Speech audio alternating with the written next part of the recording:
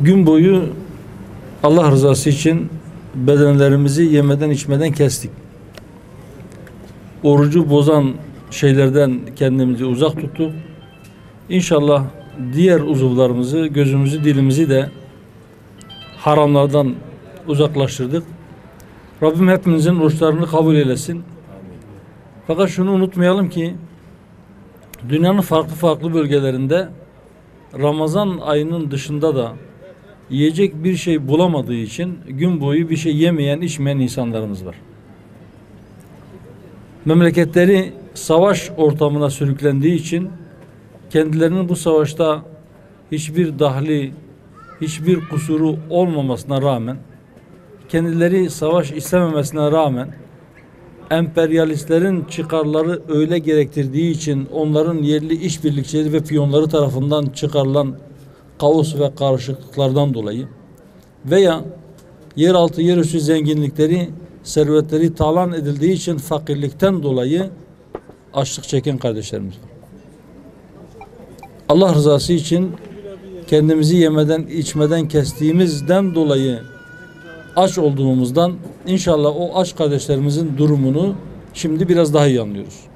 Ben öyle ümit ediyorum ki Ramazan ayından sonra da bu halimiz devam etsin. Yine açlık çeken kardeşlerimizin çektikleri bu açlıkları biz hatırlayalım ve bu zulümlerin, bu savaşların, bu kaosların, bu talanların sona ermesi için kafamızı yoralım, gücümüzü birleştirelim. Ekonomiyle ilgili ciddi problem var. Mesela eğer biz mecliste çoğunluk duruma gelirsek bir daha hiç kimse açık veren bir bütçe yapamayacak. Yani şu anda diyelim ki Türkiye'nin geliri işte 480 milyarsa onun gideri 550 milyar. Diyor ki aradaki farkı biz borçlanacağız. Bir sonraki sene gelir 600 milyara çıksa gideri 700 milyara çıkaracaklar. Niye? Sürekli illa borç olacak. İlla borç olacak.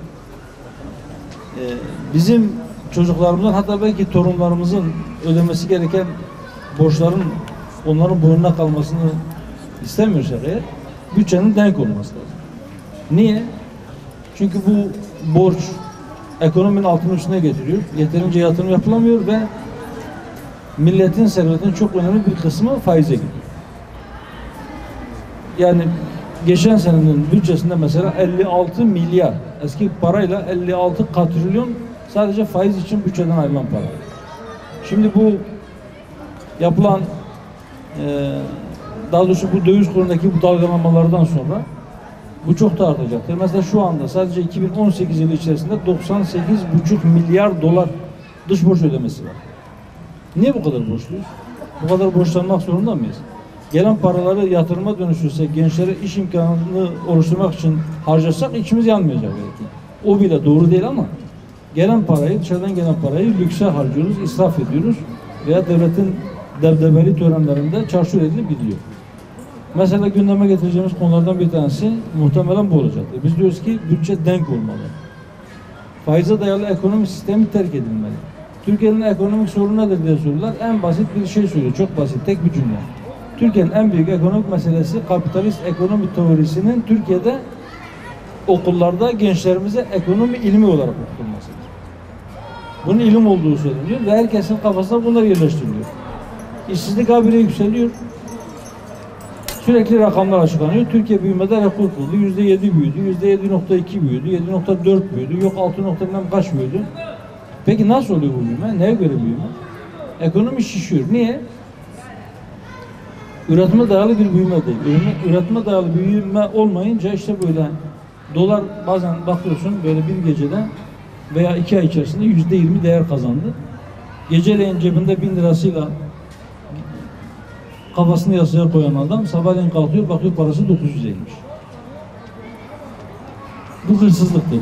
Büyük Yani belki bu çarkın büyüklüğünü görünce insan daha iyi anlıyor. Niçin faiz kebair günahlardandır? Niçin faizle muamele eden Allah'a ve Resulüne savaş açmış sayılıyor? Çünkü bütün bir memleketin, bütün bir milletin malını bir anda çalıyorsunuz. Onun zenginliğini bir anda çalıyorsunuz ve onları açlığa mahkum ediyorsunuz. Mesela bizim projelerimizden bir tanesi, gençler, özellikle siz iyi dinleyin, evlilik yaşı sürekli ileriye doğru gidiyor. Yani insanlar daha geç yaşta evleniyorlar.